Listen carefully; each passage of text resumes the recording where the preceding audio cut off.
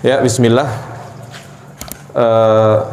Alhamdulillah wassalatu wassalamu ala Rasulillah wa ala alihi wa sahbihi wa mawalah. Asyhadu an la ilaha illallah wahdahu la syarikalah wa asyhadu anna Muhammadan abduhu wa rasuluhu la nabiyya ba'dah. Baik, Bapak Ibu yang dirahmati Allah Subhanahu wa taala, kita akan mulai sesi yang kedua adalah praktek cara penyelenggaraan jenazah dari teori yang tadi sudah kita sampaikan. Jadi insya Allah kita akan memperagakan tata cara memandikan jenazah, dan yang kedua adalah mengkafaninya. Dan tentunya metode belajar seperti ini sering dilakukan oleh Nabi Shallallahu Alaihi Wasallam, yang mana beliau setelah memberikan materi, beliau mempraktekkan. Seperti dalam sholat, beliau naik di atas mimbar, beliau kerjakan sholat, berdiri di atasnya, tujuannya agar para sahabat bisa melihat secara langsung. Bisa pindah posisi. Gimana? Bisa di samping atau Oh ya. Baik. Jadi seperti itu.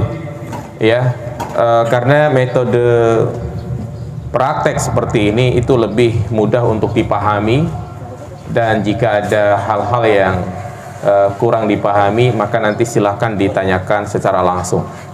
Dan sekali lagi ya, moto kita bahwasanya penyelenggaraan jenazah itu adalah mudah.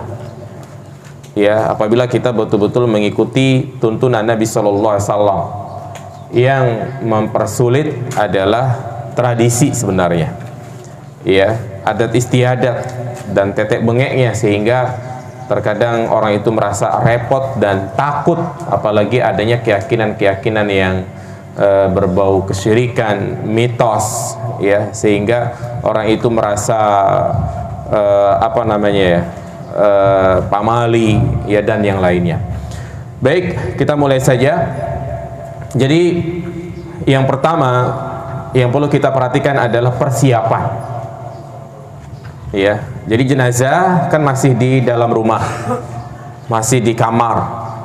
Maka harus kita persiapkan hal-hal yang berkaitan dengan pemandian jenazah. Yang pertama adalah tempat. Ya, tempat dipilih adalah tempat yang tertutup di dalam ruangan. Kalau tidak di dalam ruangan, di tempat terbuka seperti ini, maka usahakan ada hijab yang menghalangi dari penglihatan. Ya, dan mereka yang masuk ke dalam ruangan tersebut adalah mereka yang betul-betul ikut memandikan. Ya, ikut memandikan. Ya, selain tempat, maka yang harus disiapkan adalah tempat pemandian seperti ini yang biasa, ya. Jadi mayat nanti ditaruh di sini, ya, terserah, mungkin kepalanya bisa di sini atau di sana, dan biasanya itu ada bantalan untuk kepalanya yang lebih tinggi, begitu. Ya, ini tempat pemandian yang kita lihat. Jadi subhanallah, ini merupakan kemudahan, ya, yang ada. Jadi nggak perlu kita persulit. Harus pakai apa tadi? Kedung pisang, ya, kemudian juga dipangku. Sebenarnya enakan seperti ini, dan juga nggak kena najis. Ya, kalau dipangku kan udah pasti tuh najis berada di badannya. Ya, terus juga peralatan. Nah, ini peralatan-peralatan yang perlu dipersiapkan. Ya, mulai dari sarung kain, ya. Jadi sarung itu yang pertama adalah tadi kita mungkin kan dari rumah mayat itu sudah ditutupin pakai kain. Kemudian nanti kita gunakan kain tersebut untuk nutupi auratnya ketika pemandian. Kemudian handuk, ya, dan kain terakhir, ya, untuk membawanya ke kain kafan. Ya, dan juga peralatan-peralatan seperti ini, kapur barus. Kalau memang pakai kapur barus sudah dihancurkan seperti ini, ya. Kemudian ada gunting jika dibutuhkan, kateng bat, ya, sikat gigi, ya. Kemudian ini, ya, ini kan sudah ada sabun daun bidara. Jadi nggak perlu kita metik daun bidara lagi. Ya ini hanya sunnah, tidak ada daun bidara juga jangan sampai menunda untuk memandikan jenazah. Kemudian sabun juga bebas, mau sabun cair, sabun batangan, yang penting jangan pakai sabun rinso. Ya, kemudian juga ini sampo, ya, terus tali jika dibutuhkan, dan ini mungkin waslap ya, ya waslap ya untuk menggosok-gosok. Kemudian sarung tangan ini penting, ya. Kemudian sebenarnya lebih efektif kalau ada kanebo pakai kanebo. Ya biasanya kanebo itu sebenarnya bukan fungsinya bukan hanya untuk ngelap kendaraan, tapi buat handuk juga bisa. Orang yang suka camping tahulah kanebo ya kan. Baik, jadi itu yang perlu dipersiapkan ya. Kain kapan itu? Kain kapan di atas. Oh, di atas ya. Ini kapas juga, ya masker, ya masker semuanya. Ini harus siap. Jadi harus disediakan itu. Ya, biasanya tim itu sudah paham. Ya kemarin kita sudah sempat share apa saja yang perlu dipersiapkan. Jadi jangan sampai ketika sudah guyur, sabun mana? Udah beli dulu di Indomaret sana. Ya kan kesian. Begitu. Nah, setelah semuanya dianggap sudah siap, maka silakan yang memandikan. Iya, jenazah dulu. Tapi nggak usah dibuka, nggak apa-apa. Susah katanya digunting. Hah? Yang tim mandikan Bapak dulu ya. Iya. Nah, jadi kita pertama kita harus memperhatikan ya, jenazah itu harus dalam kondisi tertutup. Jadi mungkin kan ketika kita masukkan ke sini, yaitu ditutup, kemudian untuk memandikan auratnya harus tetap tertutup. Yang harus ditutup adalah antara pusar dan lutut. Ya mungkin seperti ini juga nggak apa-apa, cukup ya. Nah, iya ditutup. Kalau untuk perempuan dari dada sampai lutut. Dan tadi sebelum kita memandikan, maka langkah awal apa jemaah? Membersihkan mayit. Jadi kalau bajunya belum dibuka di sana, maka kita buka di sini, ya. Dengan cara kalau bisa dilepaskan, ya seperti biasa. Kalau tidak bisa kita gunting di sini, nggak apa-apa kita gunting ya untuk memudahkan, ya, dan tetap auratnya dalam keadaan tertutup. Kita bersihkan, terserah dari mulai mana dulu, ya. Tadi sebagian ulama ada yang mengatakan disunahkan untuk memotong kukunya, kuku tangan, kuku kaki, ya. Tapi ada yang mengatakan tidak perlu. Kemudian kumisnya kalau memang panjang dicukur. Nah, kemudian baru kita cebokin. Hah? Jenggotnya nggak usah dicukur, nggak boleh. Iya, kumis saja. Silakan Pak diguyur. Cara kita cebokin dulu ya. Nah, ini tim dari Abu Hurairah, Solo siap bantu. Jadi saya cukup ngarahin aja Pak ya. Iya, lihat cara dicebokin dulu Pak. Diguyur. Dan seperti ini ya, pakai sarung tangan. Kalau pakai masker silahkan dipakai maskernya. Ya, seperti itu. Ya. Atau boleh juga ada sebagian yang begini ya. Nah, seperti itu bisa. Nggak apa-apa, silakan. Silakan Pak untuk iya. Jadi tangan kiri masuk ke dalam haluannya seperti itu. Jadi seperti orang nyebokin gitu kan. Dan jari nggak apa-apa masuk ke duburnya, maksudnya nggak begitu masuk ya, untuk memeriksa ada najis atau tidak. Dan tadi kan kalau misalnya dia ini diikat, maka dibuka jadi posisi seperti ini supaya kotoran itu bisa turun. Lanjut Pak terus. Ya, jadi dibersihkan dulu. Sudah, kemudian kita bangunin Pak. Silakan dibantu. Nah, ini gimana cara banguninnya ya? Pelan-pelan Pak. Siap op. Sudah. Jadi kita urut-urut di sini Pak. Nah, agak keras dikit gak apa. Ya, terus sampai seperti ini. Ya, ditekan tapi jangan nukunnya begini, enggak, jangan, kasihan. Ya, seperti itu. Sudah cukup. Nah, ini tergantung mayitnya ya. Kalau memang dia dalam keadaan tidak sakit perut, ya insya Allah kotoran nggak keluar. Tapi kalau dia sakit mencret, itu biasanya keluar. dan terus dicebokin seperti itu, ya, baik dari atas kain atau sini. Yang penting jangan sampai terlihat auratnya. Kemudian kita cek, oh masih ada kotorannya. Kadang kelihatan nih di sini nih. Kalau mandinya siang kayak begini kelihatan, tapi kalau malam perlu ada lampu, nanti kelihatan itu. Darahnya juga keluar, ya. Dan juga saya ingatkan, biasanya itu ada orang cuci darah di sini nih. Ya, di sini ada apa namanya? Ada perban atau ada bekas-bekas. Ini jangan dicabut, biarin di sini, ya. Atau juga bekas apa namanya? Impus di sini gitu ya. Jadi khawatir darah itu keluar nggak berhenti-berhenti. Baik. Kemudian juga kalau ada katang bat gitu ya, telinganya mana tadi? Oh ya ini ya. Jadi tadi yang lain nyebokin, yang satu di hidungnya dibersihkan, ya. Kemudian juga telinganya dibersihkan, mulutnya pakai apa itu? Pakai sarung tangan dibersihkan. Ya, pakai kain basah. Silakan Pak dibersihkan dulu Pak.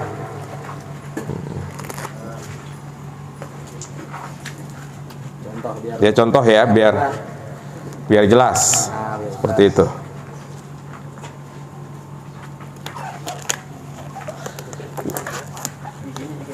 Ini tinggal kita lihat, kalau misalnya dia masih bisa terbuka, giginya kelihatan, berarti giginya dibersihkan, ya. Tapi misalnya nggak bisa terbuka, mingkam gitu aja, udah biarin, begini aja, jangan dipaksain, ya. Jadi intinya jangan kita terlalu memaksakan si mayit begitu. Kumis cukup dipotong, karena kan sebagaimana sunnah fitrah itu, kumis itu sunnahnya sebenarnya nggak dicukur, tapi dirapikan, dipotong begitu. Berbeda dengan bulu ketiak. Ya, jadi bulu ketiaknya juga dibersihkan. Sudah? Jadi sudah kita yakin bersih. Ya, ini tahapan yang pertama. Tahapan yang kedua adalah diapain? Diwudukan. Maka saya yang mewudukan, yang lainnya nyiram. Sebentar, cara wudunya saya udin nggak apa. Satu lagi Pak. Nah, jangan sampai terbuka ya auratnya. Nah ini. Yang baca bismillah siapa? Mayit atau saya? Saya. Iya, bismillah. Seperti ini, sama kita sela-sela jarinya. Ya, cukup 3 kali. Nah, kemudian untuk apa namanya? Bagian mulut cukup digosok-gosok aja. Gosok-gosok kanan kiri seperti ini, ya. Kemudian juga hidungnya. Kemudian untuk mukanya, ya kita agak bawah sini Pak ya. Maaf, ini dibantu saya. Maaf Pak ya.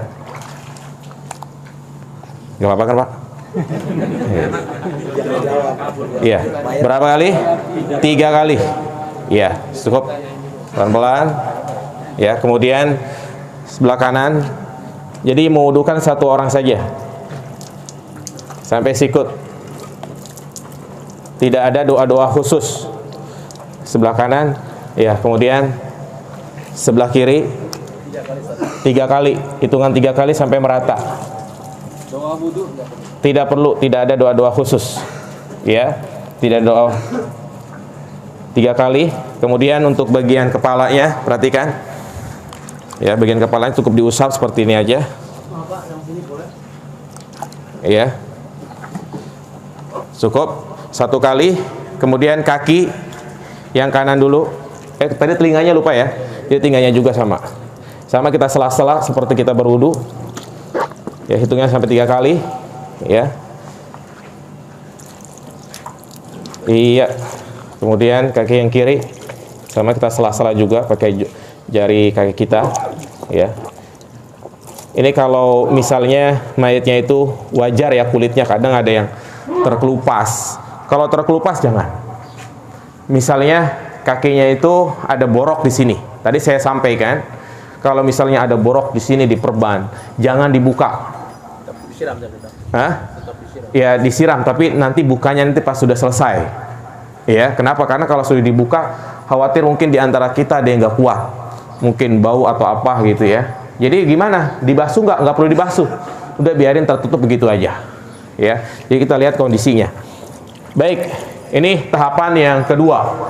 Jadi wudhu itu dilakukan setelah dibersihkan. 6. Baik, itu yang kedua. Jadi tidak ada doa-doa khusus ya. Hanya tadi baca apa? Bismillah. Kemudian tahapan yang ketiga adalah baru kita mulai memandikan. Seperti kita mandi jinabah, yang pertama adalah kita membasuh kepalanya. Ya. Jadi kita tutup wajahnya seperti ini. Nah, kita basuh kepalanya 3 kali. Lehernya juga sama. Maaf ya, nggak masuk ya. Iya, 3 kali. Seperti itu. 3 kali. Mau langsung disampaikan silahkan, tapi ntar aja nggak apa-apa. Di kepala dulu. Kemudian baru setelah itu kita mulai dari ibda bimayaminiha. Kita mulai dari sebelah kanan. Sebelah kanan kita guyur. Terserah, bebas. Yang penting dari sebelah kanan sampai rata. Ya, tangan kita terus digosok-gosok gitu ya, masuk dalam gini ke dalam sarung atau kita seperti ini kan nggak apa-apa ya, sampai rata. Kemudian setelah depan rata, maka kita miringin Pak, silakan dimiringin ya, siap. Nah, jadi Bapak diguyur, silahkan diguyur ya, diguyur. Saya gosok-gosok ke pantatnya, ke duburnya, terus sampai merata. Nggak usah cepat-cepat. Jadi kita mandiin itu biasa aja ya. Jangan terburu-buru, nyantai Pak. Baik, sudah rata. Kemudian bagian depan, yang apa? Kiri. Silahkan kiri. Ini. Silahkan bantu bagian kirinya.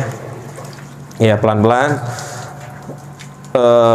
Jadi kita menyikapi mayit itu seperti kita menyikapi orang yang masih hidup. Terus pelan-pelan digosok-gosok. Iya. 6. Terus sebelah kanan, terus balas sebelah kiri. Iya, kiri, tap. Baik, Pak. Iya. Silakan. Nah.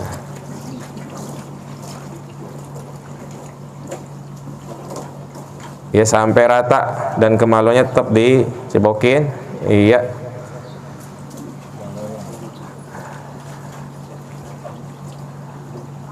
Baik, ya, cukup. Ya, nah berarti kalau sudah merata disebut namanya al-isti'ab ya.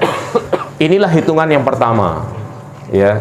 Jadi hitungan pertama itu bukan 1 gayung, 2 gayung, 1 ember, 2 ember, tidak. Tapi kalau sudah rata seperti ini, ya, baru dikatakan 1 kali dan baru kita mulai sabunin dan sampoin. Iya, dikit aja Pak, nggak apa-apa sabunin. Nah. Iya, selajah. Nah, ini kita sampoin ya, dikit ya. Sabunin. Yang lainnya nyabunin. Saya nyampoin. Iya. Ya, enak pantas sore nggak usah mandi lagi ya. Iya. Bagi Pak Ustadz yang mandiin kan. Iya. Terus keteknya itu nggak apa-apa, kalau ini mah bebas. Bebas dia. Apa namanya, dalemannya semua diratain Pak ya.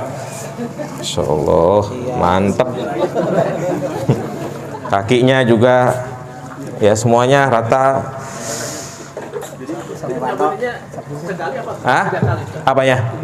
Bebas, gak ada hitungan kalau ini mah. Yang penting rata, bersih.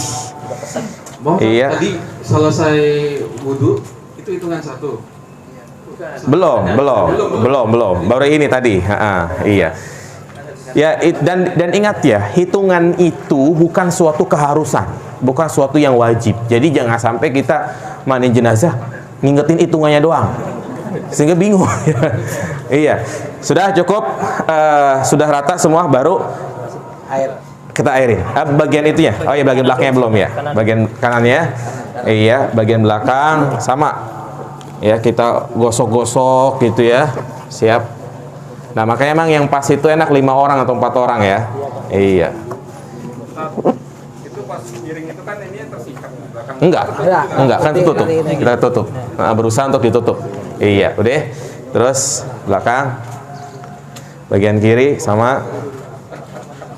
Iya. Ya, tapi walaupun tersingkap tanpa kesengajaan nggak apa-apa ya. Artinya kita nggak sengaja gitu loh. Ya, karena apa ya mas kalian, aurat itu kalau sudah terbuka itu kan aib buat dia, gitu kan.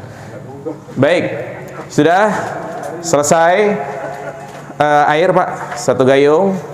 Ya, nanti. Nah, kita bagian palanya dulu. Ya, kita.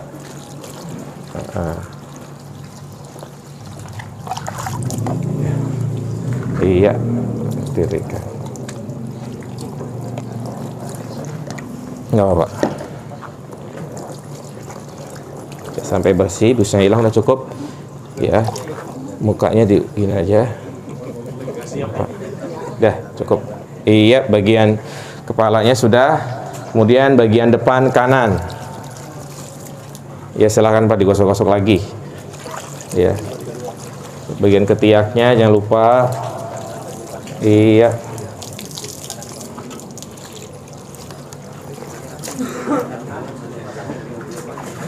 Terus bagian kanan dulu. Kemudian kemaluannya jangan lupa. Terus bagian kanan belakang ya, sudah semuanya. Dibalikan ayo. Iya, sebentar. Sudah.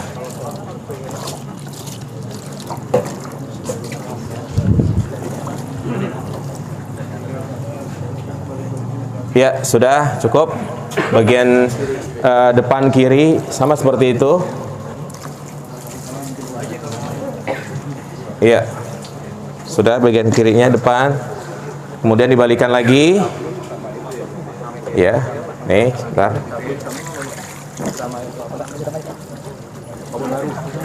Iya, dan cara seperti ini wanita juga sama ya. Tidak ada perbedaan.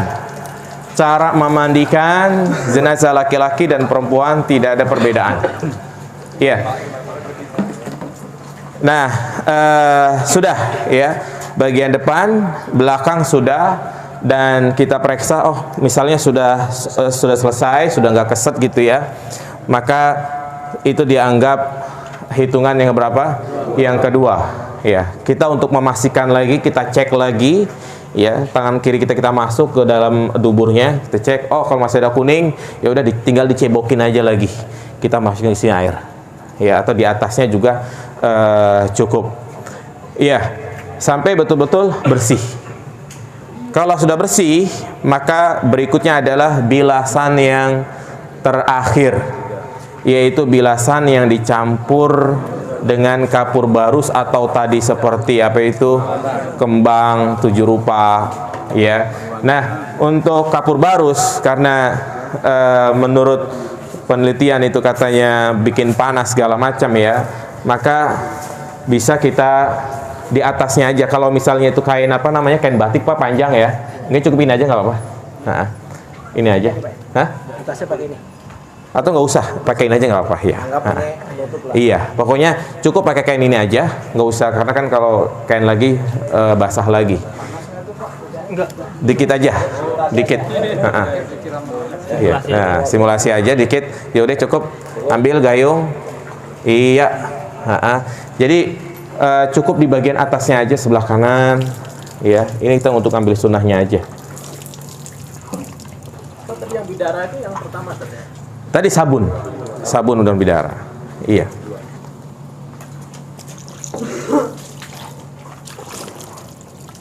Deh, ya cukup.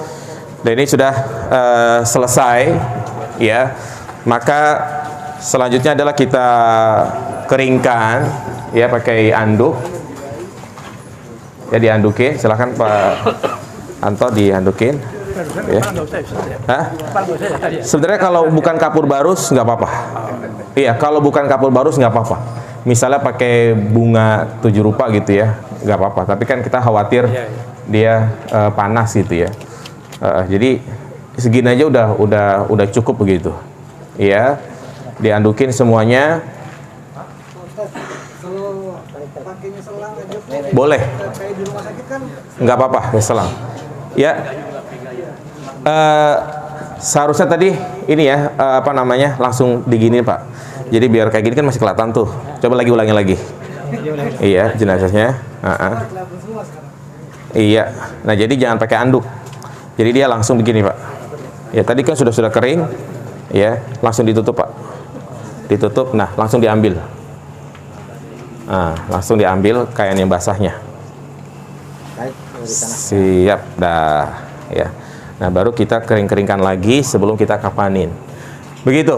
Nah, ketika jenazah sudah ditutup gitu kan, kalau misalnya jenazah itu kok kotorannya nggak berhenti gitu kan, ya maka disinilah kita pakaiin popok, atau biasanya kalau darah orang apa itu misalnya pendarahan keluar dari duburnya atau kubulnya seperti wanita gitu ya, maka tidak mengapa ditambahin pakai kapas di sini, atau juga duburnya disumpel pakai kapas ya, biar darahnya itu nggak ngocor terus atau kotorannya tidak ngocor terus begitu ya. Jadi dipakein popok di sini nih supaya nanti di pas kapanin kita nggak ribet lagi begitu ya, dibersihkan. Nah tadi kan sempat karena di sini ada luka gitu ya, kan diperban nih, baru kita buka di sini perbannya, kita buka yang terakhir, baru kita mungkin lap-lap sedikit gitu ya, kemudian tutup lagi pakai kapas, diperban lagi yang kering ya, tujuannya agar luka ini tidak melebar ya, karena kan namanya orang sudah meninggal kadang gampang apa itu ya, gampang terkelupas gitu ya, jadi ditutup lagi. Nah kemudian juga luka-luka yang ada di sini gitu ya, kalau misalnya ada luka dibersihkan dulu ya, pokoknya dipastikan jangan sampai ketika kita masukin kain kafan ada darah yang keluar, karena kalau darah itu sudah di kain kafan ke warna putih itu akan tembus terlihat ya. Jadi di sini nih kita pastiin dulu, kita cek dulu sebelum kita mengkafani begitu. Ya.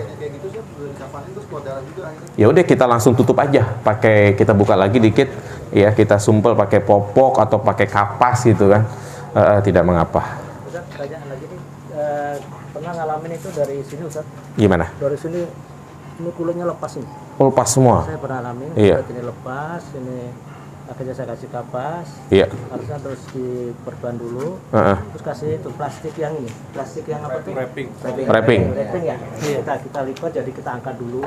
Iya. Kita itu diangkat ya. Nanti kalau nggak ini nanti waktu di kafannya suka ngocor. Ngocor darahnya ya. Pertama Oh iya. ngocor tau baunya Ustaz. Mm-hmm. Baunya, aduh, pokoknya itu makanya jangan sampai nanti menjadikan fitnah untuk Iya, yang baik lain. Ahsan. Iya. Jadi sebenarnya kalau memang udah seperti itu Pak ya misal ada luka di sini gitu ya, itu nggak usah diguyur bagian sini. Biasanya sampai saya gini. Iya, cuma diusap aja. Jadi kita guyurnya hanya sampai di sini jamaah. Ya, karena kalau kita kesiram ini kan tambah itu ya. Jadi bagus tadi idenya, dan ini hanya teknis saja sebenarnya ya. Tujuannya agar darah itu tidak ngocor terus. Ya, jadi diperban kemudian di wrapping gitu ya. Kayak orang wrapping paket gitu. Kemudian diperban biar ya pokoknya dipastikan darah itu tidak ngocor. Ya walaupun tebal nggak masalah, terserah mau pakai kapas, mau pakai kain atau pakai plastik juga tidak mengapa. Jelas? Jadi nemuin seperti itu tadi sebelum mandiin ya Pak, atau di tengah-tengah pas mandiin? Nah, itu biasanya Sebelum. kita terakhir ya. Kalau dari depan biasanya kita takutnya teman nggak ada yang kuat. Udah Pak, bangun Pak, kedinginan Pak. Siang ya, iya. Oh, tidur. Ya udah Pak, silakan dibersihkan dulu ya. Masyaallah. Baik, bagi jamaah ikhwan yang mau menanyakan. Iya, silakan sebelum kita ke selanjutnya. Silakan Pak. Menambahkan sedikit aja dari yang tadi Pak Tito. Iya.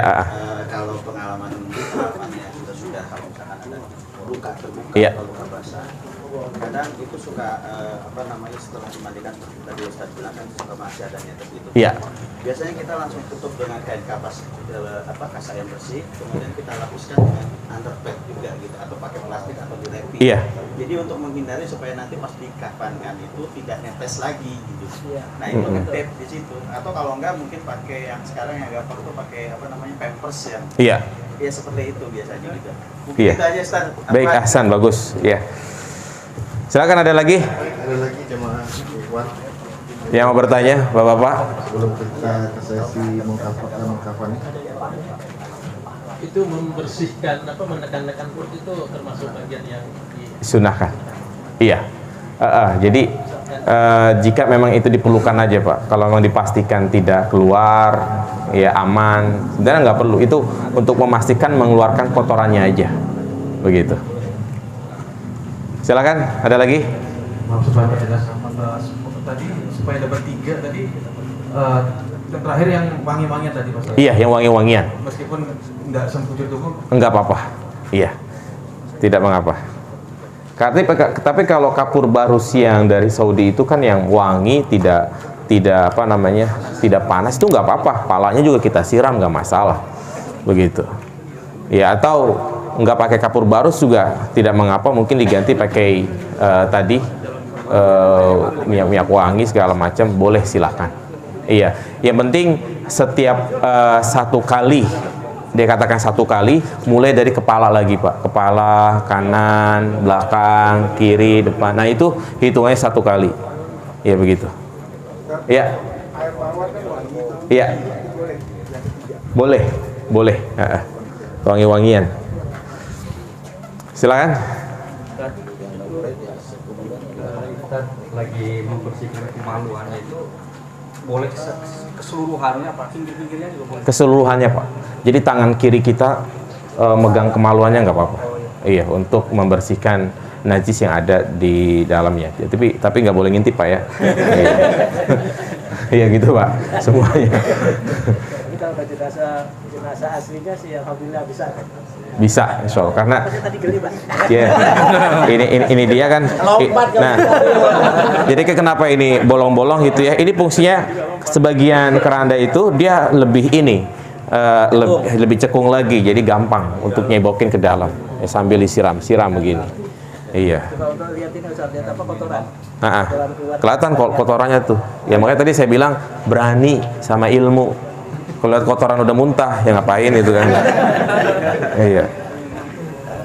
Ya, silakan ada lagi. Sebelum kita melanjut ke kafan. Untuk di wudunya itu tahap keberapa? Tadi tahap kedua setelah dibersihkan, diwudukan, mandikan. Jadi bukan yang terakhir. Iya. Nah,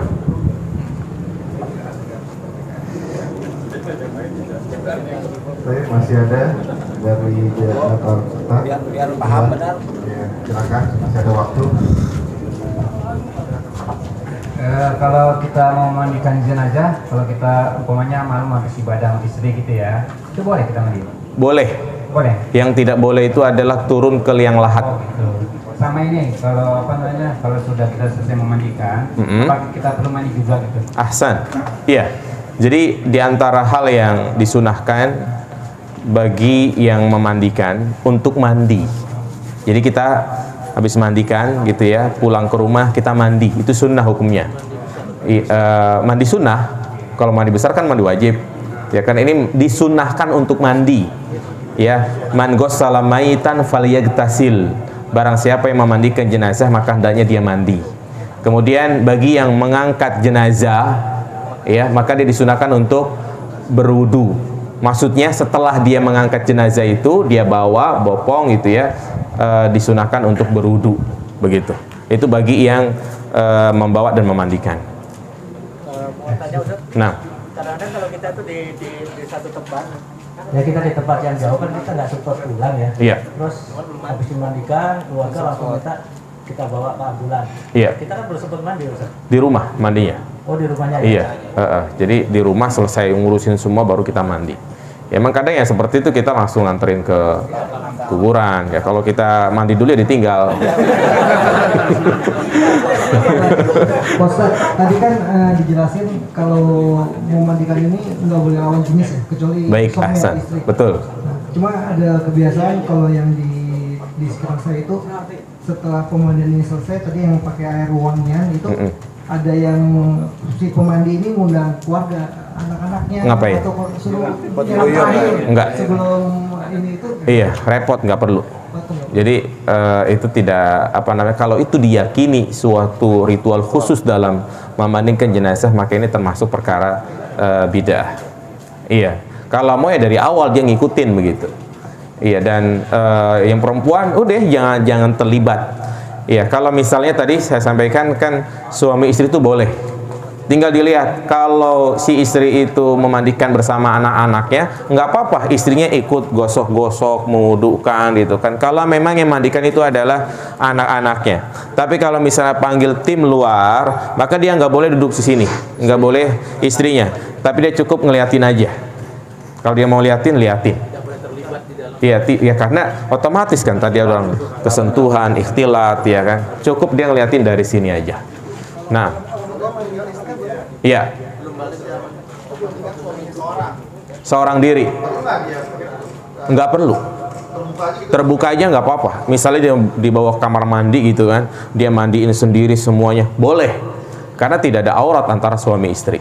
Begitu. Nah. Silakan Pak. Kalau tadi kondisi yang tadi terus yang mandiin dari akhwat gimana? Maksudnya si istri dimandiin sama tim perempuan. Boleh nggak suami ke sini? Begitu? Nggak boleh. Iya, karena kan otomatis ya perempuan harus begini ya kan. Ini kan aurat. Begitu. Kemudian ya kadang mungkin dia lepas jilbab. Karena kan kalau pakai jilbab besar nggak nyaman. Ya, jadi kalau tim perempuan nggak apa-apa dia lepas jilbab di dalam memandikan, tapi dipastikan tertutup, dan kalau bisa yang di dekat hijab itu ada yang jaga.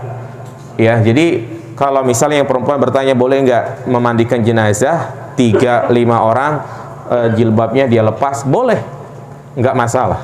Ya, karena antar wanita boleh melihat aurat kepala, begitu. Jelas Pak? Silakan. Artinya kalau istri mandi suami berarti hanya seorang berarti ya. Apanya? Anak istri yang mandiin, suaminya yang mandiin berarti hanya. Kalau anaknya perempuan nggak apa-apa. Iya. Nah. Anak pernah dengar kalau yang memandikan ketika malam dia tidak berhubungan suami istri, kan nggak boleh, anak pernah dengar. Itu mungkin menguburkan Pak ya. Kalau menguburkan ada dalilnya. Mengubur artinya yang meletakkan ke liang lahat. Tapi kalau memandikan, sampai saat ini saya belum pernah ada riwayat yang menjelaskan masalah seperti itu. Nah, Walaupun sudah mandi besar. yang mana? Yang nguburin? Iya, tetap nggak boleh.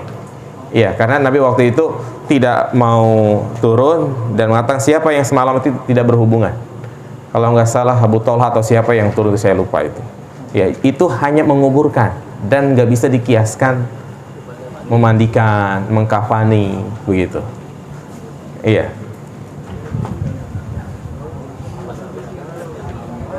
Cukup? Ya, sekarang kita ke atas. Kita mengkafani. Jelas? Jelas.